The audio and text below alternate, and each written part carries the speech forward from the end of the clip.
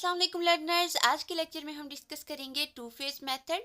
जैसे कि नाम से ही पता चल रहा है, इसमें क्या होगा, हमारे पास जो क्वेश्चन गिवन होगा उस पे दो फेजेस होंगे, ठीक है। और होता क्या है कि हम फेज वन को सोल्व करते हैं, वहां से अगर हमें फिजिबल सोल्यूशन मिलता है तो हम फेज टू पे जाते हैं, अदरवाइज हम फेज वन पे ही अपना क्वेश्चन स्टॉप कर देते हैं। अब देखते हैं, इस पे बेस्ड एक क्वेश्चन करते हैं कि किस तरह से फेज वन का क्वेश्चन आता है और उसको हम सोल्व कैसे करते हैं। जैसे यहाँ पर देखिए, हमें एक क्वेश्चन गिवन है, इसमें हमारे पास ये एक ऑब्जेक्टिव फंक्शन गिवन है, maximise Z is equal to 4x plus 5y, और साथ में ये कॉन्स्टेंट्स गिवन है और इसे कहा गया है कि सोल्व करें आप टू फेज मेथड से। तो जब भी हमारे पास क्वेश्चन आएगा, सबसे पहले हमने फेज वन पे आना है। फेज वन में हम क्या करेंगे, ये जो कॉन्स्टेंट्स हमें गिवन है इनको हम स्टैंडर्ड फॉर्म में कन्वर्ट करेंगे, ठीक है। ये कॉन्स्टेंट को स्टैंडर्ड फॉर्म में कन्वर्ट करना है, जैसे बिग एम मेथड में किया था। अगर आपने बिग एम मेथड नहीं समझा तो उसकी वीडियो भी हमारे चैनल पर मौजूद है, आप देख सकते हैं। अदरवाइज यहाँ पर जितना उसका यूज आएगा वो मैं आपको साथ साथ समझाती जाऊंगी। यहाँ पर देखिए, अब हमने क्या करना है, फर्स्ट स्टेप हमारा फेज वन का क्या है, यहाँ पर नोट कर लीजिए। ये आसानी के लिए होता है ताकि माइंड में एक स्केच बन जाए क्वेश्चन को सोल्व कैसे करना है। तो हम स्टेप वन मान लेते हैं। स्टेप वन हमारा क्या है कि ये जो कॉन्स्टेंट गिवन है इनको हमने क्या करना है, स्टैंडर्ड फॉर्म में कन्वर्ट करना है। अब स्टैंडर्ड फॉर्म में कन्वर्ट करने का तरीका क्या होता है, जैसे ये 2x प्लस 3y लेस और इक्वल 6 है। अगर लेस और इक्वल का साइन आ रहा होगा तो वहां पर हम एक स्लैक वेरिएबल ऐड करेंगे, ठीक है। स्लैक वेरिएबल को हमने ऐड करना है। आप इसको याद इस तरह से कर सकते हैं, क्योंकि देखिए ये वाली चीज लेस इक्वल है, ये लेस है, तो इसको इक्वल बनाने के लिए हमें क्या करना पड़ेगा, इसमें कुछ ना कुछ ऐड करना पड़ेगा। तो इसीलिए अगर लेस इक्वल का साइन आ रहा होगा तो आप वहां पर एक स्लैक वेरिएबल ऐड करेंगे स्टैंडर्ड फॉर्म में कन्वर्ट करते हुए। और अगर ग्रेटर इक्वल का आ रहा होगा साइन तो वहां पर आप क्या करेंगे, एक स्लैक या सरप्लस वेरिएबल को आप सब्सट्रैक्ट करेंगे और उसके साथ आप एक आर्टिफिशियल वेरिएबल को ऐड करेंगे। उस आर्टिफिशियल वेरिएबल को आप आर या ए कुछ भी नाम दे सकते हैं। अब यहाँ पे आप इसको इस तरह से याद कर सकते हैं कि जब ग्रेटर का साइन आ रहा है तो यानी कि ये वाली साइड ग्रेटर है, इसको इक्वल करने के लिए हम इसमें से कुछ चीज सब्सट्रैक्ट करेंगे, और कुछ सब्सट्रैक्ट कर रहे हैं तो उसको बैलेंस करने के लिए साथ में एक आर्टिफिशियल वेरिएबल हम ऐड भी करेंगे, ठीक है। अब आ जाते हैं यहाँ पे। स्टेप वन में हमने क्या करना है, इन कॉन्स्टेंट को हमने चेंज कर दिया स्टैंडर्ड फॉर्म में, जैसे मैंने आपको यहाँ पे बताया। तो यहाँ पे लेस इक्वल का साइन था तो हमने एक स्लैक वेरिएबल ऐड कर दिया। नीचे वाले में ग्रेटर इक्वल का साइन था तो हमें पता है एक स्लैक वेरिएबल को माइनस करेंगे, साथ में एक आर्टिफिशियल वेरिएबल ऐड करेंगे, ठीक है। यहाँ पे पहला जो हमने स्लैक वेरिएबल लिया था उसको S1 का नाम दिया, दूसरे को S2 का नाम दे लिया, और आर्टिफिशियल वेरिएबल जो हमने यूज किया है उसको नाम दिया है R1 का। तो ये हमारे पास इन दोनों इक्वेशंस को हमने स्टैंडर्ड फॉर्म में कन्वर्ट कर लिया। अब हमारा यहाँ पे आएगा सेकंड स्टेप। सेकंड स्टेप में हमने क्या करना है, सेकेंड स्टेप में हम ये करेंगे, ये जो हमारे पास फंक्शन गिवन है, एक तो हमारे पास ऑब्जेक्टिव फंक्शन ये वाला गिवन है, ठीक है। ऑब्जेक्टिव फंक्शन एक हमारे पास क्वेश्चन में गिवन होगा, और एक ऑब्जेक्टिव फंक्शन फेज वन के लिए हम खुद से बनाएंगे। वो किस तरह से बनाएंगे, उसको नाम हम दे लेते हैं W का, और इक्वल आएगा R1 के। और यहाँ पर आपने ये चीज नोट करनी है कि अगर मैक्सिमाइज जी आपका ऑब्जेक्टिव फंक्शन अगर मैक्सिमम में गिवन होगा तो न्यू फंक्शन जो आप बनाएंगे वो W इक्वल माइनस R1 के लेंगे, और अगर यहाँ पर मिनिमम में होगा तो W इक्वल खाली R1 लेंगे, माइनस साथ में नहीं आएगा, ठीक है। अब देखिए, हमने ये न्यू फंक्शन बना रहे हैं W इक्वल माइनस R1, यहाँ पर R1 की वैल्यू पुट कर देनी है। R1 की वैल्यू कहाँ से आएगी, ये वाली इक्वेशन जहाँ पे R1 यूज हो रहा है यहाँ से हम R1 की वैल्यू निकालेंगे। R1 इधर पड़ा रहेगा, बाकी सारी टर्म्स को उधर ले जाएंगे, तो ये हमारे पास R1 की वैल्यू आ गई है। ये जो R1 की वैल्यू आई है इसे यहाँ पर सब्सटीट्यूट करेंगे तो ये चीज आ जाएगी। माइनस को अंदर मल्टीप्लाई किया, इस तरह से इक्वेशन आ गई। अब आपने यहाँ पे क्या करना है, ये चीज नोट करें। यहाँ पे जब W की ये वैल्यू आप निकाल लेंगे उसके बाद आप क्या करेंगे, W वाली टर्म के साथ ये बाकी सारी वैल्यू जो है इसको भी W वाली टर्म के साथ ले जाएंगे। यहाँ पे इस साइड पे सिर्फ आप कांस्टेंट वैल्यू छोड़ेंगे। इस पूरी इक्वेशन में आप देखेंगे कौन सी वाली कांस्टेंट टर्म है, यहाँ पे कांस्टेंट टर्म हमारे पास क्या आ रही है, -3। तो -3 इस तरफ पड़ा रहेगा, बाकी सारी टर्म्स इधर आ जाएंगी W के साथ। तो ये हमारे पास फाइनल इक्वेशन इस तरह से आ जाएगी। तो अब हमने क्या किया, फर्स्ट स्टेप में हमने क्या किया था, कांस्टेंट को स्टैंडर्ड फॉर्म में कन्वर्ट किया था। सेकेंड स्टेप में हमने क्या किया, अपना एक ऑब्जेक्टिव फंक्शन W बनाया है और उसको भी हमने स्टैंडर्ड फॉर्म में कन्वर्ट कर लिया है, ठीक है। अब हमने अगला काम क्या करना है, अगला काम बिग एम मेथड की तरह सिंपली हम जैसे सिंप्लेक्स मेथड के में आइट्रेशन करते होते हैं उसी तरह आइट्रेशन करनी है। उसके लिए हमने टेबल कंस्ट्रक्ट कर लेना है। जितने वेरिएबल हमारे पास यूज हो रहे हैं वो लिख लेंगे, x है, y है, S1 आ रहा है, S2 R1, ये सारे वेरिएबल्स मैंने यहाँ पे लिख लिए रो में। और कॉलम में हमने कौन से वेरिएबल लिखने हैं, बेसिक वेरिएबल। अब बेसिक वेरिएबल कौन से वेरिएबल होते हैं, जो हमने खुद से ऐड किए थे या सब्ट्रैक्ट किए थे, ठीक है। अब वो हमारे पास क्या है, S1 है, S2 है, R1 है, ये सारे बेसिक वेरिएबल हैं। पर इनमें से भी हमने वो वाले चूज करने हैं जो पॉजिटिव हैं। जैसे S1 यहाँ पर नेगेटिव है तो S1 को हम नहीं चूज करेंगे। बाकी हमारे पास कौन सा बचा, S1 और R1। R2 को सॉरी S2 को हम चूज नहीं करेंगे, S1 और R1 को हम यहाँ पे सिलेक्ट करेंगे। तो यहाँ पे हमारे पास S1 और R1 बेसिक वेरिएबल हमारे आ गए और ये हमारा टेबल कंस्ट्रक्ट हो गया। यहाँ पर सोल्यूशन आता है, नीचे W, ये वाला फंक्शन हमने जो W न्यू फंक्शन कंस्ट्रक्ट किया है फेज 1 में, हमने ये वाला फंक्शन यूज करना है अपना, ठीक है। इनकी वैल्यूज आगे हमने लिख देनी है। S1 वाली इक्वेशन ये वाली थी, S1 वाली इक्वेशन में x की वैल्यू 2 है, y की 3 है, S1 की वैल्यू 1 है, S2 और R1 नहीं है तो वो 0 0 आ जाएंगे और सोल्यूशन इसका क्या है, 6 है। इसी तरह हमने पूरा टेबल इसका बना लिया। अब जी टेबल बनाने के बाद अगला काम हमारा क्या है, बिल्कुल बिग एम मेथड की तरह हमने क्या करना है यहाँ पे भी, क्योंकि हमारा ऑब्जेक्टिव फंक्शन हमें मैक्सिमा इसमें गिवन था, तो अगर ऑब्जेक्टिव फंक्शन मैक्सिमम में गिवन होगा तो हम क्या करेंगे, हमने क्या करना है, ये जो नीचे डब्ल्यू वाली ये जो हमारी फंक्शन वाली रो है इसे पॉजिटिव करना है, इसमें सारी टर्म्स पॉजिटिव लेके आनी है। तो अब यहाँ पर देखिए हमारे पास ये नेगेटिव टर्म्स आ रही हैं, इनको हमने पॉजिटिव बनाना है। उसके लिए हम क्या करेंगे, पॉजिटिव बनाने के लिए यहाँ पे जो सबसे छोटी वैल्यू है वो सिलेक्ट करेंगे, ठीक है। ये -1 है, ये -3, सबसे छोटी वाली वैल्यू कौन सी आ रही है, -3। -3 को सिलेक्ट करेंगे और इसके वाला कॉलम हमारा स्कैन हो जाएगा, ये वाला कॉलम स्कैन कर लेंगे। उसके बाद इस कॉलम को, ये सोल्यूशन वाले कॉलम को इसको डिवाइड कर देंगे, तो 6 डिवाइड होगा 2 पे, 6 डिवाइडेड बाय 2 3 मिलेगा, और 3 डिवाइड होगा इस 3 पे, तो 3 डिवाइडेड बाय 3 हमारे पास क्या आ जाएगा, 1 आ जाएगा। अब डिवाइड करने के बाद हमने इन दोनों में से देखना है जो लीस्ट वैल्यू आ रही है, जो छोटी वैल्यू है वो चूज करनी है। ये छोटी वैल्यू क्या है, 1 है, और ये 1 कहाँ पे मिली है, यहाँ 3 पे मिली है, तो इस 3 को हम अपना पिवट पॉइंट मान लेंगे, ठीक है। ये 3 हमारा क्या आ जाएगा, पिवट पॉइंट आ जाएगा।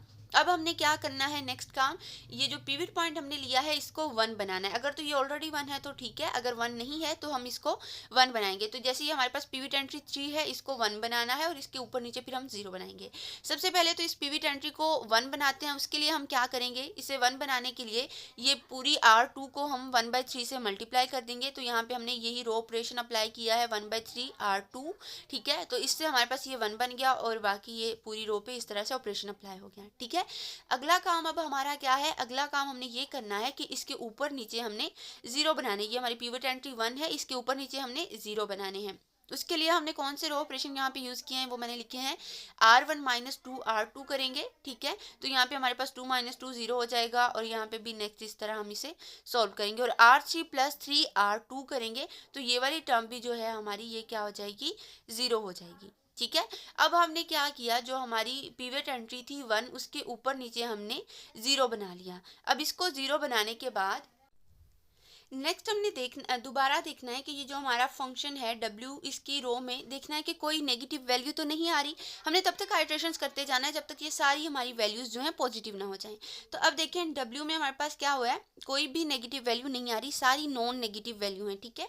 अगर सारी नॉन नेगेटिव वैल्यूज आ जाती हैं तो फिर हम यहाँ पे W की वैल्यू निकाल लेंगे। यहाँ पे हम अपनी आइट्रेशन स्टॉप कर देंगे और यहाँ से हम अब W की वैल्यू निकाल लेते हैं। तो W की वैल्यू हमारे पास यहाँ पे क्या दी हुई है, 0, तो W इक्वल आ गया 0। ये W = 0 जो है ये हमारा फिजिबल सोल्यूशन है, तो यहाँ पे हमें फिजिबल सोल्यूशन मिल गया है।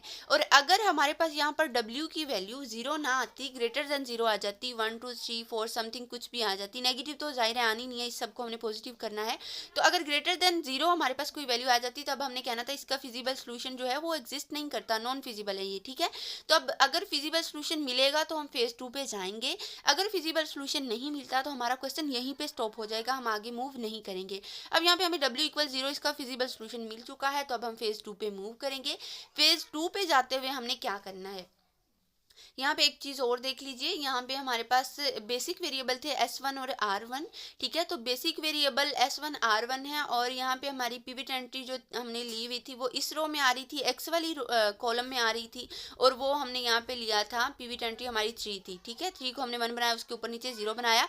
तो जो पिवट एंट्री हम लेंगे वो जिस कॉलम में आ रही होगी, जब हम उसको 0 मतलब इस तरह से चेंज कर लेंगे 1 और उसके ऊपर नीचे 0 बना लेंगे, तो उसके बाद क्या होगा, वो जो पिवट एंट्री है उसके यहाँ पे जो रो आ रही है PV90, यहाँ पे इसकी रो में कौन सा एलिमेंट था, R1 था।